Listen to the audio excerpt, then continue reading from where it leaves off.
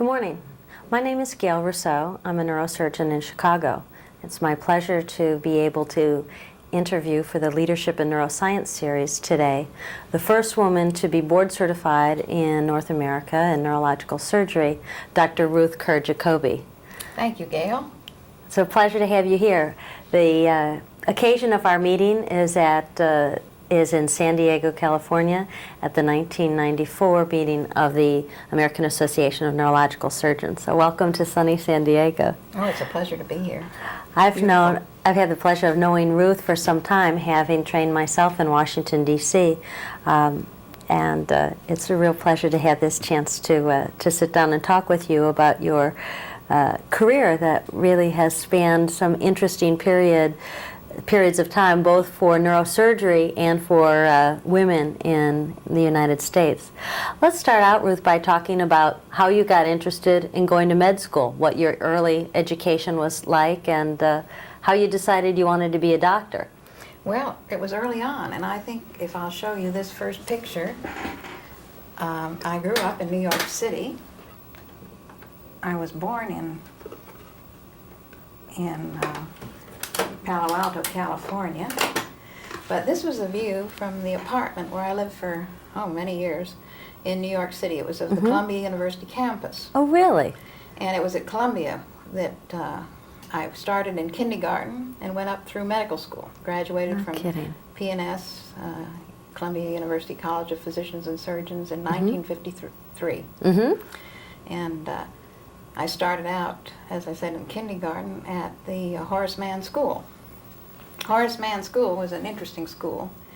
It was a girls' school, and at that time Teachers College had a grant for $3 million from the Rockefeller for education, research and education. And I think they were making a study of the differences of women's education as opposed to coeducational education. And in those days, of course, Barnard College was for women only. That's right. And it wasn't until later on that all of the colleges just about became coeducational. Was your early education then a women-only type of setup? Well, from 1 to 6, the first to the 6th grade, there were boys and girls together. And then the boys went to Horace Mann Boys School up in Van Cortlandt Park in New York, and the girls stayed on. And were in the Horace Mann Girls' School. And then they had a Lincoln coeducational school. Now, Teachers College, interestingly enough, wanted to close the schools. Now, I've always been opposed to closing schools, education-wise, and actually I was the last class to graduate from Horace Mann. Is that right? In the class there was Jean LaGuardia, the mayor's daughter. No kidding. And Jean Sachs, the daughter of the Sachs family, Sachs Fifth Avenue. Really? And several other well-known, prominent families. And none of them wanted the school to close. So there was a provision made that we would be the last class to graduate from Horace Mann School. And then it would be merged with Horace Mann Lincoln. Much later on, when I went to law school, I went to Antioch School of Law. And the mother-parent school of Antioch was in Ohio, and the law school was in Washington, D.C.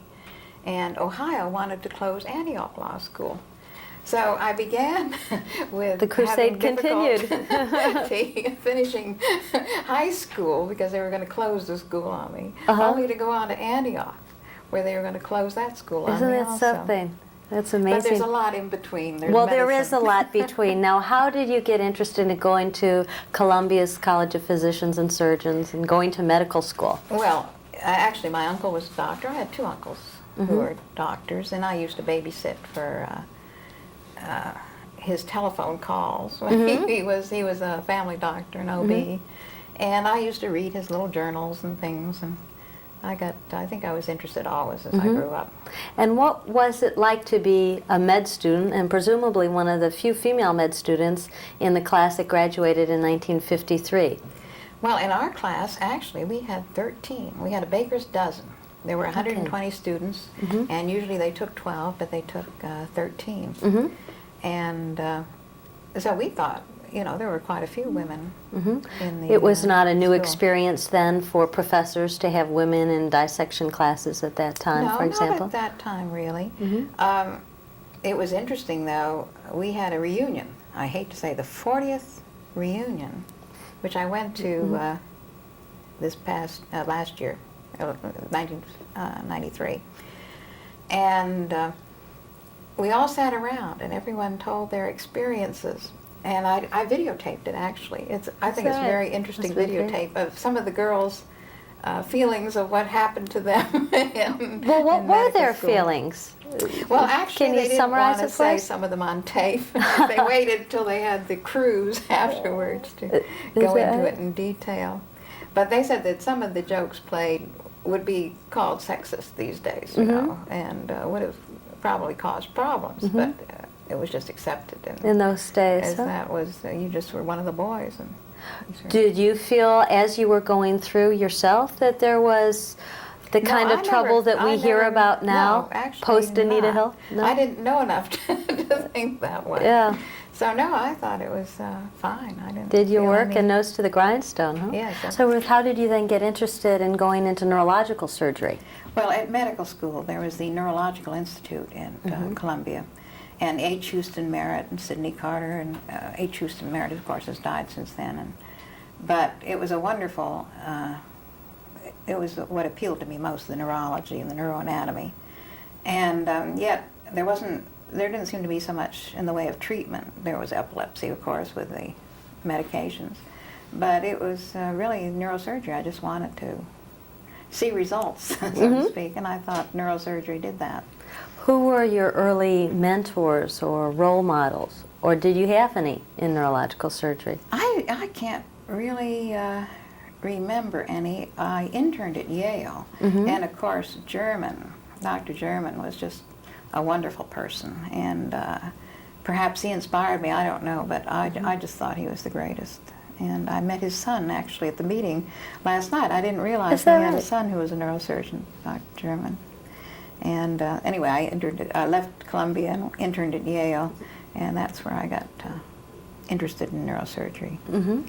Did you encounter any type of resistance or difficulty in securing a spot for yourself in a training program in neurosurgery? Yes, actually, at the time, there were perhaps 38, 40, I've forgotten how many training centers in neurosurgery. And I applied to every one, and I was rejected in 39 out of the 40, or 38 out of 39, how many there were, except for Indiana University Medical School. And there, Dr. Heimberger said he would talk to Dr. Busey in Chicago and call up and see if he trained a woman, if she would be eligible to take the American Board of Neurological Surgery. At that time, they'd had no women who had applied, and if he wasn't going to train me unless they would accept me for the boards, and Busey said he didn't see why not, and so that's why they accepted me. And I was trained out there for 2 years. Interesting. And, did you ever have any further correspondence with any of those 38 or 9 who rejected you? Not later. Well, yes, actually I did. The first ones, I got all sorts of peculiar answers. I don't know of any woman who's up to neurosurgery. The only neurosurgeon I know is Diana Beck in London, and she's built like a horse. I mean, really, I got very strange answers. And I think I did apply to GW in Georgetown at that time, and I think I must have been rejected because I applied everywhere, unless I didn't think of coming to Washington. But then, after 2 years at Indiana, while I was interning, I had met my fiance, and he had a position at NIH. Later he was also in medicine? He was a biochemist, and he had a fellowship at Yale, and then when he got his degree and had finished his postdoctoral fellowship, he went to NIH. And since he was in Maryland, and we were going to get married, I tried to come back east to change my residency, which of course was unheard of. And I wrote to Dr. Watts in Georgetown. They both accepted me.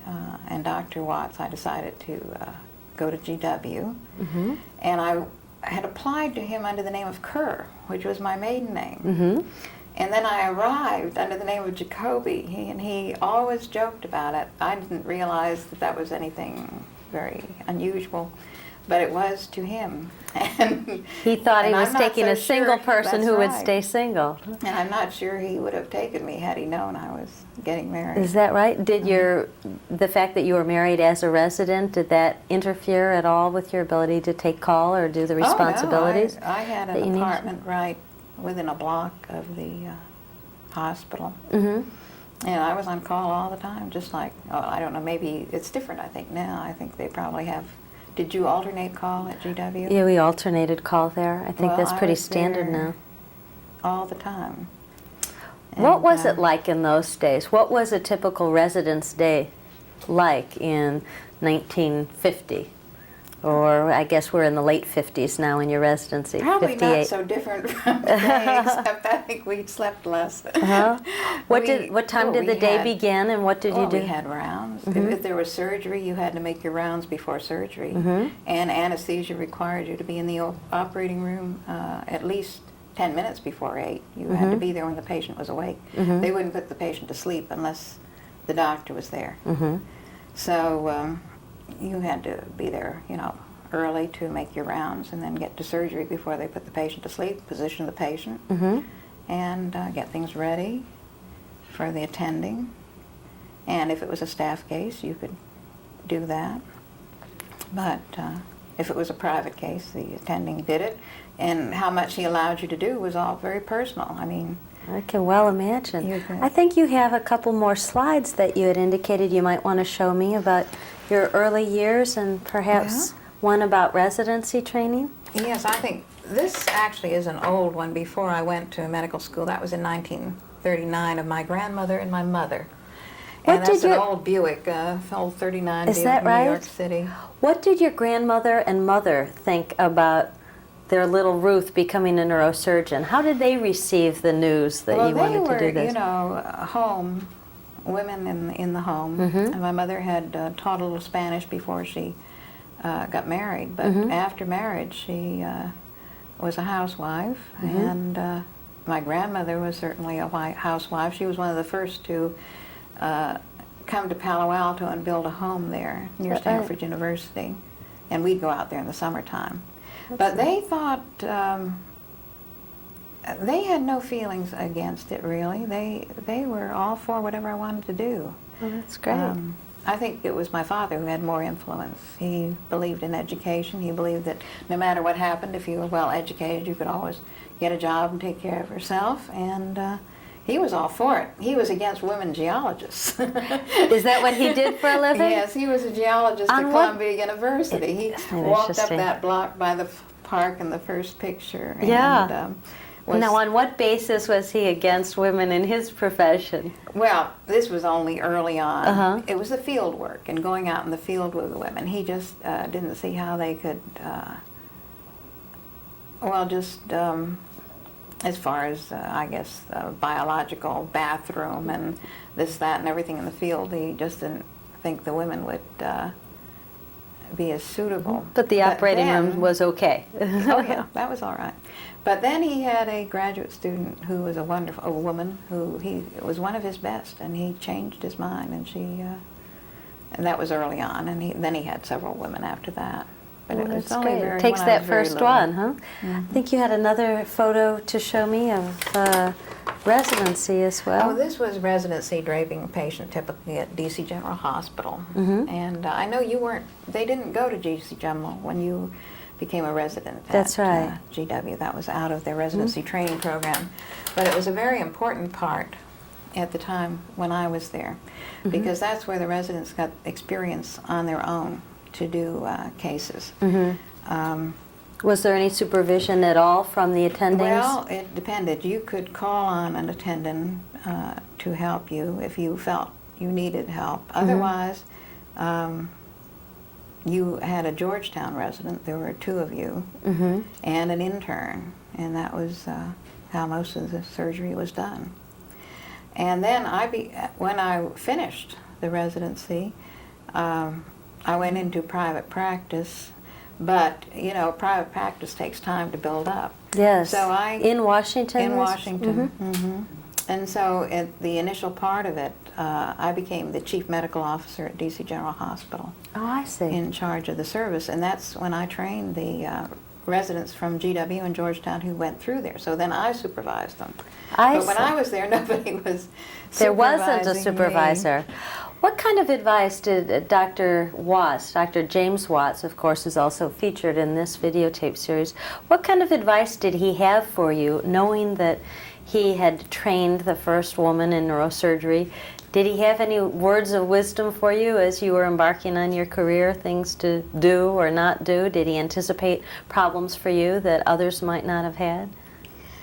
No, I don't think there was anything special. I remember as a resident, he was very gracious and kind. He always took his residents to different meetings. I don't know if that was your experience or not.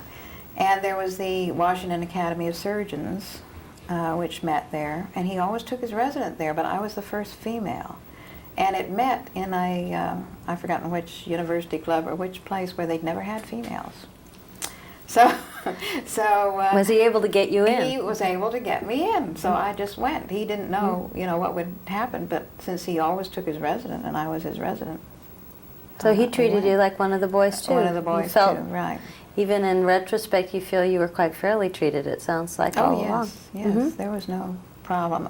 Well, it depends on what you think fair or unfair. I had 2 years experience at Indiana, and yet when I came to GW, I had to begin at the beginning. I see. But, so one might say, well, that's really exploitation to not give credit for 2 years elsewhere and to have you train all over again. But in his program, it would displace someone. I mean, you know, there was a set schedule for you go from first to second to third year, different hospitals you rotated through. And so that was why he didn't want to change it. That sounds very legitimate. I didn't take that as discrimination, although I suppose it could be. Did he ever tell you about any difficulties he faced in having taken a woman in? I mean, after all, he had meetings with these other 38 or 39 program directors. He never told me. He never told you if he did have problems. No, any of the others. No, nothing like that. No. Would you consider him one of your mentors? Oh, yes, I very much so, in neurosurgery, after I'd started, yeah. Would there be any other names that you would mention? Hugo Risley is the one mentor that I... Oh, when you asked me about mentors before, I was thinking in terms of before going into neurosurgery. I see. And, tell us about your neurosurgical mentors, what they meant to your career and the practice of neurosurgery for you throughout these last 30 years. Well, I would have to include General George Hayes as one of my very greatest mentors. And in fact, I had this, I went there every week when I could to their grand rounds. And this is at Walter Reed? At Walter Reed, And in the operating room with him, too. I even scrubbed with the resident on a case. They were very liberal. I don't know, I wasn't in the Army or had no affiliation, but at Walter Reed he allowed me to do this. And when I had my first real aneurysm as a resident, a huge middle cerebral aneurysm, which I have a picture of later, which I'll show you. If there was no stalk that we could see on the arteriogram, and so we decided to encase it in plastic, a type of fast-setting methyl methacrylate. And he had one, which he had done, and he had the diagrams of it. And when I had this case at DC General, it didn't, at the hospital, we didn't have all of the latest instruments and clips and things. So he gave me the whole setup from Walter Reed, plus his chief resident. They give you a hand. That's very nice. And so I consider him really my greatest mentor, greatest help, as well as Hugo Risley. That's great. What did you learn from Dr. Risley? Well, I thought Dr. Risley was the best, you know, as far as aneurysms and tumors, and so I thought he was one of the best teachers. He and George Hayes were very close. And I think that's why I was able to go to Walter Reed, because he was a consultant to Walter Reed. I see. And it was this relationship that allowed me to have the experience of learning a great deal from there. So it was intraoperative technique and clinical judgment? And mostly clinical judgment, too, I think. He's well known for. Another thing about Hugo, though, was he was the last trained resident of Walter Dandy. I'm sure you know, you've heard him talk about tell us Walter about Dandy. that. And Walter Dandy, he would tell us all of his experiences at Walter Reed. I mean, all with Walter Dandy at Baltimore at the University at Hopkins. And there, the residents were not allowed to get married. They were on all the time throughout their residency, much really as it was in my day at GW. He had the same system as far as that's concerned. And he would call Dandy every evening on the stroke of whatever it was, 8, 9, 10 o'clock, having made rounds to report on all of his patients. And there were definite things that he would do. And I think Risley incorporated many of these things into his training program. I made rounds any day and night, Risley, and called him if a patient had a turn for the worse with cerebral edema. I can remember one meningioma that I called him when she became unresponsive. He came in, we opened up the flap, there was tremendous cerebral edema. But I mean, I just, he was a wonderful person and very friendly, great. So I would count him. Yeah, certainly. Dr. Isley is beloved by many neurosurgeons and shared with you a tradition and history in neurosurgery, it sounds like, as well. And how about Jim Watts? What did you learn from him? Well, I think the political approach to the patient and now that's interesting. Politics of neurosurgery would be from Dr. Watts. Tell us more about that. He's, of course, well known for lobotomies, but I didn't learn lobotomies from him. In fact, I had to scrounge around to see him do even one lobotomy. So he had stopped doing really lobotomies at the time that I was a resident there. I see. But I did see him do one for severe intractable pain, and I think perhaps one for, I've forgotten what, but there were less indications with the medications and things. Psychoactive medications were becoming available now by the late 50s. And his was more the attitude, teaching the way to deal with patients. And what was that way? What did he advocate? Well, first of all, not to be rushed. Sit down with the patient, talk to them, take a thorough history, and not to be bothered by irrelevant things that were very important to a patient, that you should understand these things. In other words, he said he never complained or was upset, or if a patient wanted some laxative, or talked a great deal about the need for a laxative, because he said that was one thing he could treat, one thing he could cure. He might not be able to cure their glioblastoma, but he could make them happy there, so he had that approach. Sure, it's an important lesson, isn't it? To the patient. Who are these people in the slide you have up front now? Oh, well, I think one of the biggest changes in neurosurgery, I noticed it in the Harvey Cushing little video, was before the time of Cushing and Dandy, these people went over to Europe to get training. Right. And then after the time of Harvey, Cushing, Dandy, and I would include Watts and Risley, the residents came here from all over to be trained at GW. And that was the flow of information was going reversed from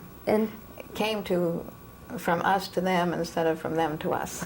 Interesting. So this is, I think this is Dr. Venkataramana. He was an Indian resident, and I'm there, and I'm not sure. Can you point out who's who in that picture? Well, it's difficult to see from here, but and it's not as light as I would like to see. I think earlier you may have pointed out this man as the Dr. V. We called him Dr. V. We couldn't pronounce his last name What did well. he? So he came from India to train with Dr. Watts. Yes, and while I was there, Dr. Gokov came from Turkey. Oh, tell us went about back to that. Turkey, and he He's had a of course, prestigious career. Prestigious career over in Turkey with the first department of neurosurgery, and spread it all over. I think he trained. There are over 30 institutions there now, and he was really responsible for their development. And he has trained most of the neurosurgeons in Turkey from his training over here. And then there was in Mexico, we had Suarez, and he's well known in Mexico, as well as Humberto Mateus, who was the nephew of the president of Is that Mexico right? at one time. One of them, Mateus, I believe, was. What was the related to atmosphere him. in the operating room like during those days when you had Jim Watts operating, who was certainly very well known, and you had all these foreigners who were coming to learn the new techniques, and you... Well, actually, they went through the residency program. Oh, did they? He trained them. They were just like They any were of the not other just residents. observers. No, they were trained and went through the residency program, and then became very well known in their countries. Wolfgang Kuss, Bad Ischl. He's well known, respected head of neurosurgery there. That's right. So, no, I think Dr. Watts trained many of the world-renowned leaders in neurosurgery. You've had the opportunity not only to have mentors who were real pioneers in their own right, but also to have colleagues that were trained with you as a resident or a few years before or after you who went on to become pioneers in their own countries. That's very And some in interesting. America have become heads of departments. I think John Fox. And Oh, is that he also John went Fox? over to Saudi Arabia during Desert Storm. So they've, well, maybe not during Desert Storm. He was over there for a couple of years. There were What's some that? neurosurgeons I knew who went to Desert Storm. They had a list of them. I've That's forgotten amazing, now. isn't it? Maybe I should go through some of these other slides. Let's see. Well, you were going to tell me a little bit about your early jobs in practice. You had mentioned that you supervised the residents at DC General, and you were the first person to have that particular post. Where did you go from there? Well, to develop a private practice in those days, you really had to cover the emergency room, and that's how you got known. If you were given an emergency room to cover, then you'd meet the doctors. You'd have the head injuries that would come into the emergency room, take care of, and then they usually had a family physician, and that was how you met doctors. They saw you do good work, and then they referred to you. And so I was on call at Prince George's General Hospital during July and August when the other neurosurgeons wanted their vacations, so I had those 2 months. And then I'd get a month at Holy Cross Hospital and some of the other hospitals. And so gradually you were able to develop your practice. How were you received by the community and by patients? This, after all, you were the first woman to be trained in neurosurgery. Was it harder for you to get a practice off the ground than for others, do you think? How were you received by the community? I don't think it was any harder than any man or would have. Not only did you get patients who were unconscious from an accident, so they had no choice, there was no problem, and by the time they woke up, they were happy with your care. But then you got referrals from the doctors who knew you, and I guess the doctors explained to their patients that they would be going to a woman. I don't know. I mean, I never heard You had no one way or trouble the in other, but they getting did come. referring No, sources? I had a very busy practice. In fact, it became too busy, and that was the problem. It was too good. Is that And I right? loved Were you it. trying to combine it with a family life by Yes, this time? this I is see a it. photograph of a baby. Tell us, so the practice got too busy, and which son is this who's come along here? I think that one is the second one. I think that's Bobby. Okay. But the first one was Michael, and this was a practical nurse that I had at home who took care of him for the first 2 weeks. And I did not take any time off, really, from neurosurgery, and it was very busy. In fact, when Bobby came along, Dr. Mendelsohn, I don't know if you knew Dr. Robert Mendelsohn, he was practicing in Washington and on the staff at GW. I was very busy. Mm-hmm. And every Wednesday night was his poker night. And it was a very special night to him. He needed to be undisturbed, and I would always cover for him. Mm-hmm. So the private practice was successful and busy, perhaps too much so, and then Bobby came along. How did you make all this work together? Well, I, of course, worked right up in time till the time of delivery, and that was when Dr. Mendelsohn called about his Wednesday night poker game and would I cover for him. And I didn't really want to, but I said, well, okay. And sure enough, this is the day after Bobby was born. No, this was the day before Bobby was born. I got a call. It was an epidural hematoma, an accident. And I rushed over I guess it was Prince George's Hospital, operated on the epidural, and then went into labor. And went to Washington Hospital Center, and the epidural was discharged before I got before you were. That's right. And usually whatever story. we got, we would take care of. But that was the one case that I didn't take care of. You couldn't do your post-op rounds. No, someone was doing post-op rounds on you. And he discharged the patient. Isn't that something? So anyway, that's the way. So I was accepted, and they didn't even think anything. He knew I was pregnant. And at least that It's all time. just part of it. How much time did you take off after the birth of each of your two sons? Well, it was less than a week, really. Less than a week? Mm-hmm. And I went right back and to practice. And so that was the problem. As the children got older, I wanted more time with them. Mm-hmm. And I took in a neurologist, but that just made it busier. Yes. And because he couldn't do surgery, and there was a lot of night call that he couldn't do. So how did you resolve this conflict between family and career that well, I don't so think topical I today? resolved it. I think better today you can do it much more readily. I did take in a neurosurgeon, and thinking that I would have more time that way. Who was that? That was Dr. John Gilbranson, and he had been trained at University of Maryland, Baltimore. And he'd been over in Vietnam. And he came to my practice, and after a few years he said, this is worse than the Vietnam practice. There was a lot of trauma, too, as well as I can show you cases of all sorts of things. Yes. And he said, this is no way to live. You need more time with your family, and I need more time with my wife. So that was when I decided to go and work for the VA. And, I see. Now you have some photographs of cases. Were those with the VA, or were those during your years in private practice? Well, they're both. And actually, they weren't with the VA. These were with private practice mostly. Well, this is my grandparents with my son. Okay. I think people who have grandparents who live near them can practice more readily with neurosurgery if they have someone to help with the care of the child. Were there any things available in your day that we talk about today, like parental leave or daycare in the hospitals or anything like that? There wasn't anything like that. I would rarely take the children on rounds to Prince George's. I mean, you just couldn't.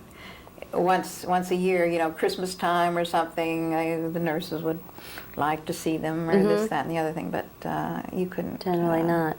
So you had help who were in your home most of the time helping you? Yes, I had a full-time nanny. Actually, she had been trained in England, and she stayed there, and she was sort of German. That was the first nanny I had, and then I had a young English girl who was very different, who was delightful. She was also a type of nanny, but not the regular type of nanny. And but it wasn't the same as having enough time with your children. And so you had a lot of interesting cases. I think we just have a few that... This was me with the children when they were young.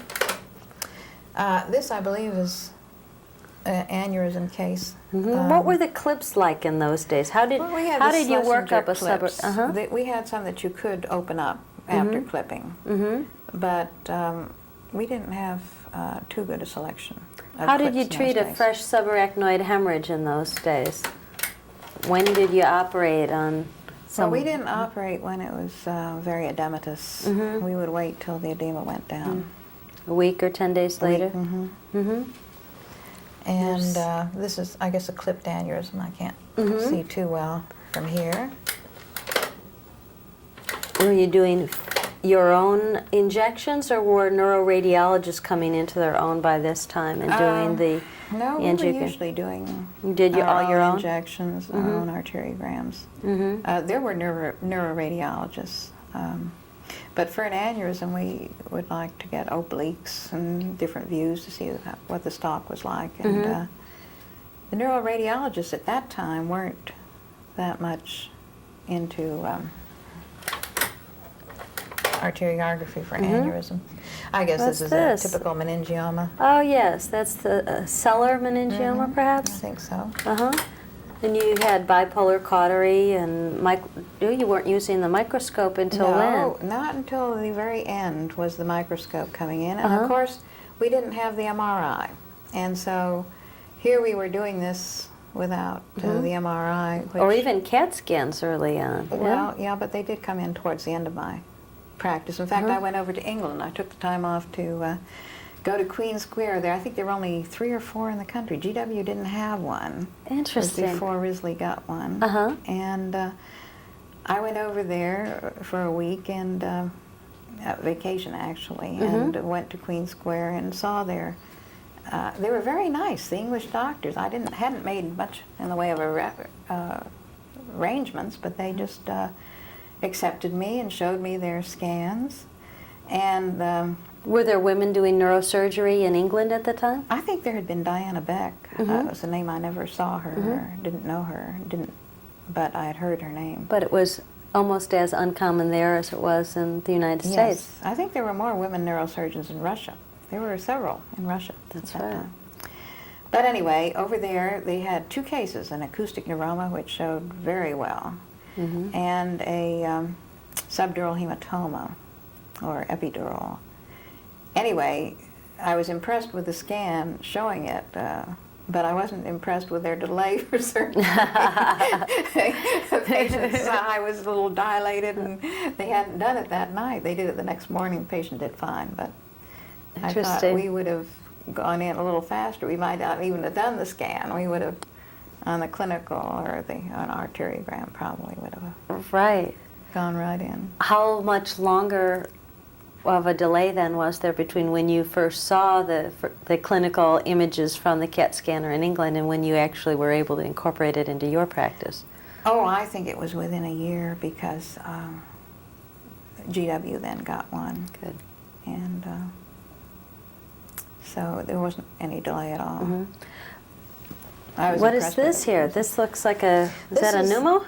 Yes, this was an agenesis of the corpus callosum, associated with a big AV malformation.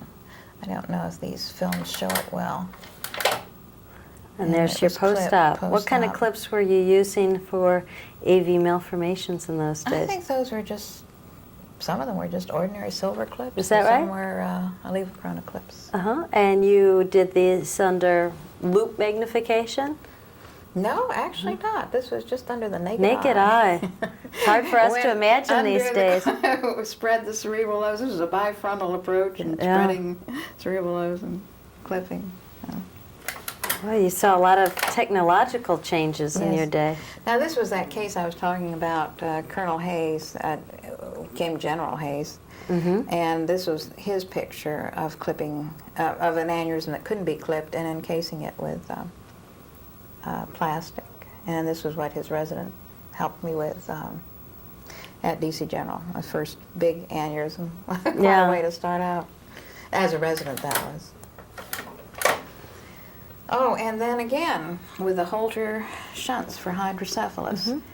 The same resident at Walter Reed and I, Harold Murphy, went up to Holter and Spitz. Spitz was a neurosurgeon. Where Holter were they at that time? It was Pennsylvania. I'm trying to think whether it was Pittsburgh or Philadelphia. It was at Children's Hospital. Yeah, probably in Philadelphia there? It was either that or Pittsburgh. I somehow think Pittsburgh, but you'd think it was Philadelphia Children's. But anyway, we went there on the train, and Spitz was very nice, and he showed us, and he was very particular to show us his technique and where to put it at T6, I believe, not T4, because then the distal end? The distal end might clot up, and if it were too low, I think he had more infections, he thought. Interesting. And so that's what we used. At the same time, Pudens in California had developed his Pudens valve. But Pudens didn't insist upon your coming to view the surgery, to learn his techniques or anything. He just sent you the valve. So we tried them both, and we used both. And brings up the whole issue of continuing education. Now the AANS has courses in about everything you can imagine that you'd want to study. How did you, throughout a 30-year practice, how did you get to know what the new techniques were and well, I think that the sort of thing? AANS was very important because you met the neurosurgeons there. It wasn't that they had the different courses and things, but you could learn what was going on and what was new.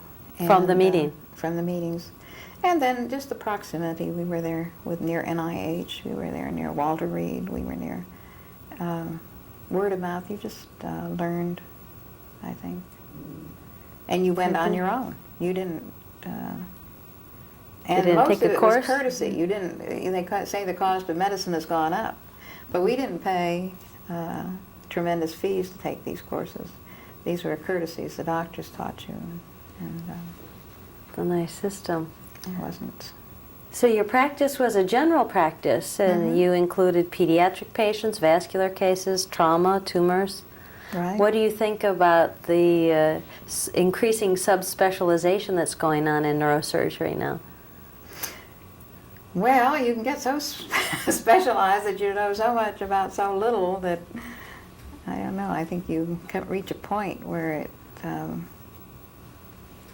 don't know if it's necessary to get to that subspecialized. Sure sounds like you enjoyed your general practice. What else have you got on here? Well, let's see. Do we have any? This, I think, it was a high cervical fracture. Yes. Now, you That's it, spent a fair amount of time doing spine work as well. We were just talking earlier about your partner and yourself deciding you both needed more time for your families. You were too busy, and you mentioned that you joined the VA. Right. Tell me about that. Was chief of the Spinal Cord Injury Service at the VA in Houston, Texas. I left Washington. I see. That entailed closing a private practice, which nobody would do in those days, which was another first, I guess, to close a practice. Where did you send your patients? Well, I had them all sent letters that I was closing the practice. I would send their charts, their records to the referring physician, unless I heard otherwise from them that they wanted the records sent somewhere else. And after I did that, I closed the practice. Now, if they were in an area where Dr. Mendelsohn practiced, then they went to him. If they were in Prince George's, or if they were in, or something that I thought should go to GW and not Prince George's, a tumor or aneurysm or something like that. Because in those days, we thought at the outlying hospitals you would do the back, the discs, and simpler things. The children you would send to Children's Hospital, and the tumors and aneurysms you would send to University Hospital.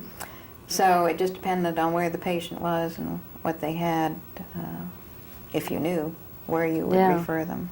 So I referred several to Isley. Over the years, he'd say he still was getting referrals from me. So you dispersed your patients and moved to Houston to take care of spinal cord injuries, presumably like this one. What were those years like? Well, that was an entirely different practice of medicine. It was the team concept, multidisciplinary team approach. And this was a very large center for spinal cord injuries. There were 450 outpatients, all spinal cord injuries. There was a ward of 23 patients for spinal cord injury, but we usually ran about 40, so they were scattered throughout the hospital, which was not what the VA system wanted. They wanted them all in one place, but if you had more than you had beds, you couldn't do that. Yeah. So the practice consisted of multidisciplinary rounds, where you would make rounds with the physiotherapist, the occupational therapist, the dietitian, the urologist, the orthopedic surgeon, and the neurosurgeon. And then you would have specialized conferences on the patients, predicting how they might proceed as far as their rehabilitation was concerned, where you'd have the social service worker and the psychologist get together and go out to their homes, train their family members. It was a whole different type of practice. It wasn't the acute operative practice that I was used to. How did you like that compared Well, I with was very interested, and I had time for my children. And I got home, you know, every day. A reasonable hour. A reasonable hour, and weekends off. So it was I a big liked it. change It from was a the big woman change. who's doing an epidural and delivering hours That's later right. herself. Yes. So those were family years. That's right. Those were the family years. In those days, how would you have repaired? This looks like a C2 on 3 subluxation. What kind of instrumentation was available in those days? Well, they had the rods and everything by then. This was up till 1980. Oh, I see. So, I mean, not rods for here. Well, we had done anterior approaches and posterior approaches, and but we would usually have the orthopod do any fixation. And even then, I think the neurosurgeons as well as the orthopedic people worked together. What do you think about the new emphasis on spine within neurosurgery?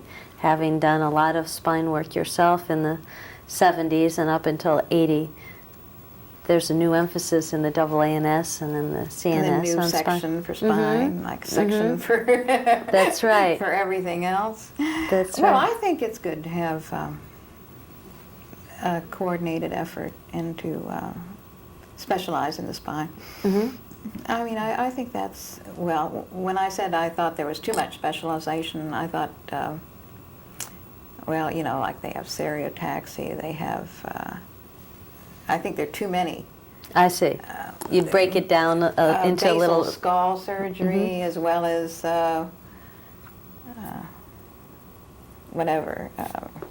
I mean, they'll probably have one on aneurysm surgery. Maybe they do. I don't know if they do or not. A section on cerebrovascular surgery. Cerebrovascular surgery, basilar skull, and all. I mean, I think that's too much. Do you think that the amount of information available to neurosurgeons has changed over the course of your practice? The amount of research being done and the just demand to keep up with new information, has that changed in any ways? Become more difficult, more simple? Well, I think there is more information, and there's a longer training period. Yeah. And I think somewhere there's a balance. I think maybe the training period is getting to be too long, really. How long was your neurosurgeons. residency? Well, in those days, see, you had a year of surgery, and you could get by with 3 years of neurosurgery. Now, I had a year of surgery plus 5 years, so similar today, but that was because I had 2 years at Indiana and had to start over again. I see.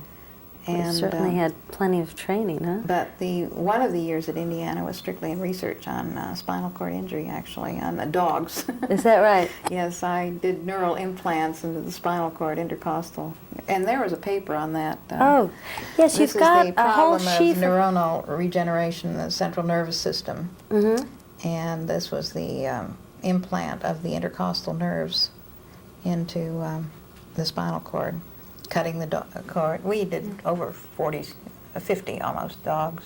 Is that right? And would operate on them and put the intercostal nerves in and transect the cord and see if there was growth of the nerves with silver stains, and we'd stimulate to see if we could get anything by where this section occurred, and see if the dogs had some sort of walking ability, reflex, as opposed to some type of voluntary. I had movies of it, which I tried to look up for this, but I couldn't find them. You've got a huge stack here of reprints of articles you've published over the course of your career. If you had to choose one or two or a subject area where you feel like you've made the contribution that you're most proud of, what would that area be? Well, these were mostly cases, other than this basic research. Mm-hmm. And I feel it was just, I don't really feel that there was any one discovery. Mm-hmm. There was a lot of, I thought, good neurosurgery, Mm-hmm. but nothing. These were case presentations mostly. There was an abscess, a Mm-hmm. clinical course of an abscess. There were subdural hematomas, how they did.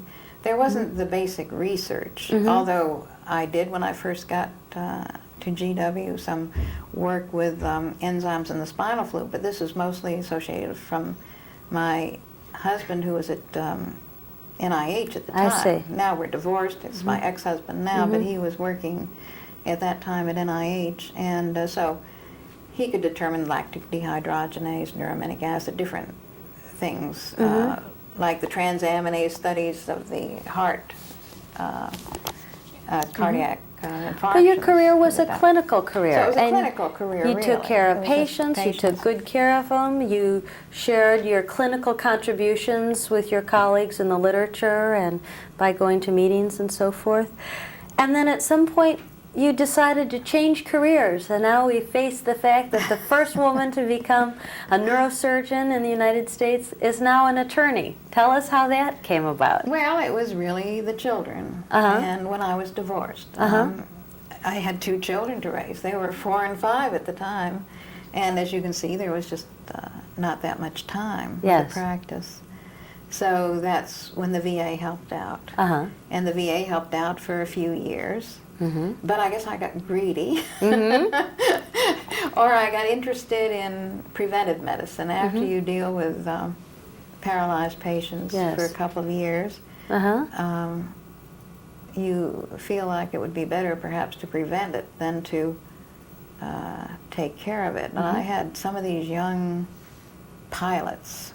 They were in aircraft injuries, young, the best of society, so to speak. I don't mean that pilots are necessarily the best, but they were young, healthy patients who became quadriplegic due to Heartbreaking. sometimes the investigation might show a cause of an accident that might be prevented. And So that you spurred have your you- think first here about diving accidents and motorcycle accidents and all of these. A lot of these people, if they weren't veterans or didn't have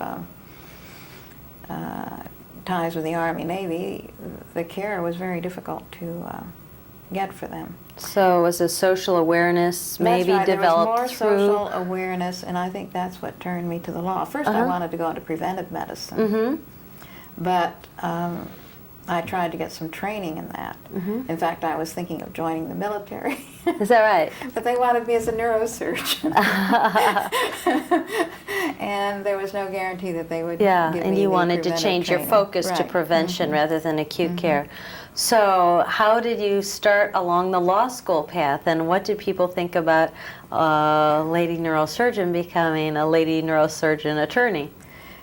Well, I don't know what the neurosurgeons think. Maybe they're a little suspicious, worried about it. But I never had any interest in going into the malpractice area.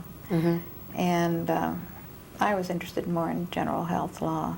And the lawyers, I don't know how they feel. Maybe they think more of me as a neurosurgeon. And the neurosurgeons probably think more of me as a lawyer. Oh, I think you're being modest. How did you initiate contacts with law schools, and Well, what was it like to be an older student and Well, this it's sort of thing? difficult to get into law school. It's just about as hard as to get into medical school. And women were not further back than when I started. I had it relatively easy, but when I went to Antioch School of Law in Washington. And when did you go to Antioch? In '83, I guess it was. That you graduated? No, I started. Started in '83. And Antioch Law School was one of the first law schools that took a lot of minorities, women and others. Back in 1972, when Antioch was formed, Harvard wasn't taking very many women. Is that right? And none of the other schools were either. Law had just as much a problem with taking women, I suppose, as neurosurgery did. Is that right? So were you rejected by some law schools, like you had been rejected by some neurosurgery residencies? No, because I only applied to one I knew I could get in, because they don't want older, just like doctors, the lawyers and many of the law schools don't want older women. Yeah. They don't want older people. And at what age were you matriculating as a law student then? Oh my goodness, let's see.